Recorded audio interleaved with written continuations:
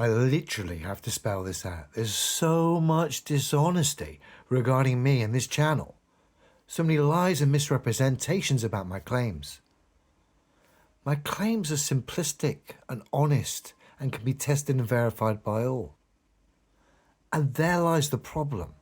That's why believers of a conceptual idea struggle psychologically to grasp that, because it means they need to account for their own beliefs rather than point at someone else's beliefs. My stance doesn't involve beliefs. It's all about the things that are physically true. I don't care what the results are. I've not bought into any kind of alternative conceptual idea or product. The moment I realized the globe was physically impossible and the deception at play, and in a lot of cases, the misunderstandings of physical reality based on beliefs, which is the general public because of the education system, when I realized the bigger picture, I stripped the subject bare, sticking with the things that are physically true and physically true only, knowing that the optical world is not the same as the physical world. I can physically measure these train tracks all the way as far as I can see, and I can measure they're not converging, but optically they are. Optically here we've got a boat hovering above the ocean. These things aren't physically happening, which is why when people cite observations without physicality, it means nothing. That's why this means nothing. Any observation without a physical demonstration to back its claims, in this instance, a demonstration of a large body of water displaying convexity upon its surface, because that's the claims being made here. They're citing optics as physical reality, when it's plain to see the optical world's very different to the physical world. When you realize that, and then you see how the general public still struggle with that, you realize the biggest problem here is a psychological thing. Remember, they believe something that's physically impossible based on hearsay, not physical reality.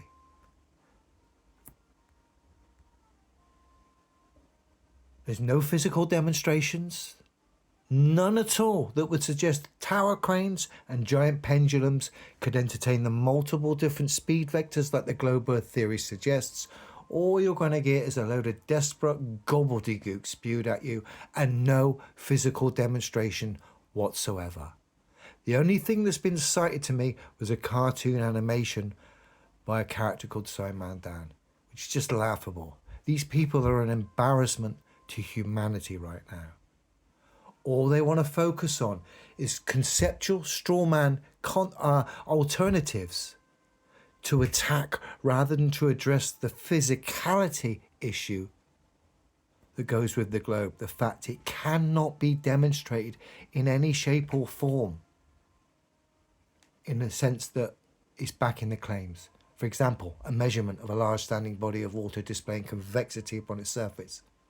A physical demonstration of a travelling pendulum remaining dead still and plumb to suggest tower cranes could entertain different speed vectors. Can't even entertain one, yet alone the multiple different ones the globe Earth theory suggests. And of course, for space to exist, it being a vacuum and residing next to an air pressure system, this globe Earth, that's an issue as well based on physical reality. Because all of us can test and verify for ourselves that you need solid separation to keep those two opposing systems from each other. Otherwise, the obvious happens. Shouting out pressure gradient is just delusional. That's not a physical demonstration of an air pressure system residing next to a vacuum without solid separation. That's just a gradient. Like I said, the biggest problem here is psychological. And I destroyed it by not entertaining this battle of flat Earth versus globe Earth. It's going to be difficult for a lot of you to listen to this. Because as soon as I realized the globe was physically impossible, I knew I was never going to adopt another conceptual idea. Like I said, I stripped the subject bare and stood by the things that were physically true. Essentially, every single physical demonstration on Earth, regardless of the results. I've cited you a few things here. Physical measurements of water are required for silly observations like this. Practical demonstrations are required to prove cranes could entertain multiple different speed vectors, like the globe Earth theory suggests. And of course, demonstrations of air pressure systems residing next to a vacuum without solid separation. Remember, for space to exist, you need a globe in the first place. That's the whole thing, is these spacecraft doing free fall around some ball. Just because we see something in the sky doesn't mean physical reality's wrong, does it? Just because some of you have bought into the delusion, you globe believers, that you can justify your physically impossible globe Earth by attacking a flat Earth concept, that's not cutting it either. The same with you flat Earth guys, come on. Why did you adopt another belief? One that, bizarrely enough guys, you feel like you have to defend. Why? The only people who should be defending the claims here is the positive claim, the globe. All you need to do is stand by the things that are physically true, and the globe's finished, done for. If you don't put up with any, or don't stand by, I should say, any conceptual flat Earth maps, models or ideas as an alternative, there's nothing to attack. Remember the amount of propaganda associated with flat Earth maps and models put there by shady online characters and so-called celebrities. This is a big game at play. Psychologically is the biggest issue here. And that knowing that the general public don't really have the discernment to sort of wade through this, they get overwhelmed by the misrepresentations and the attachments of ridiculous claims to the words flat Earth, which have been loaded now with, like I said, with ridiculous claims. And of course, strip it bare, all that goes. What you're left with? Something that's physically impossible, tested and verified by all. With no conceptual alternative to attack, these people are left exposed, talking deluded gobbledygook to you, or left to lie and misrepresent, which seems to be the case with myself. And anyone saying I deny gravity, that's another thing.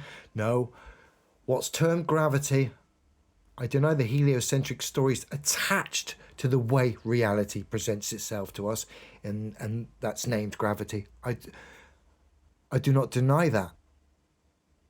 But I deny the stories attached to that.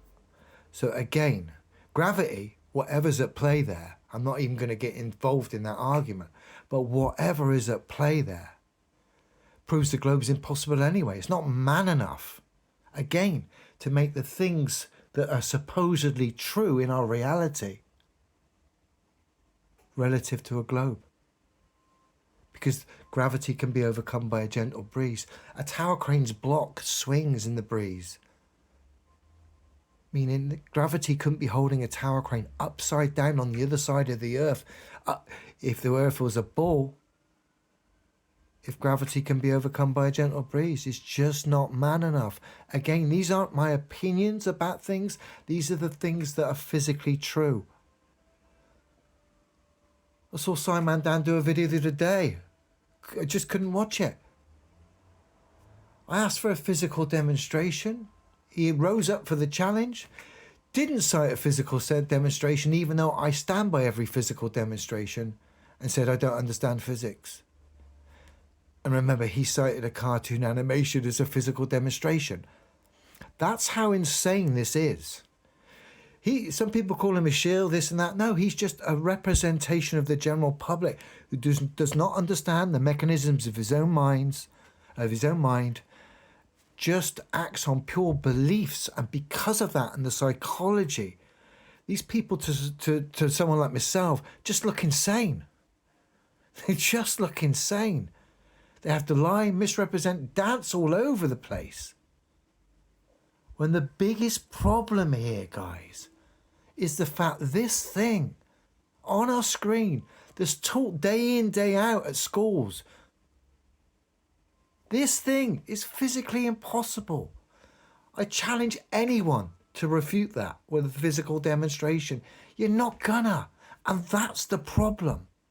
And that's why when I've got a stance like mine, there has to be lies and misrepresentations to muddy the water, because it's too solid, too logical. People get it and people wake up to it. But this is a tough one. The flat earth, guys, has been weaponized. The longer this battle goes on, the longer this thing that's physically impossible appears alive in the naive minds and hearts of the general public. Had to make this video to clear up the lies, misrepresentations regarding myself, and simply state the truth of what I stand by, which is physical reality. It's that simple. Have a good one.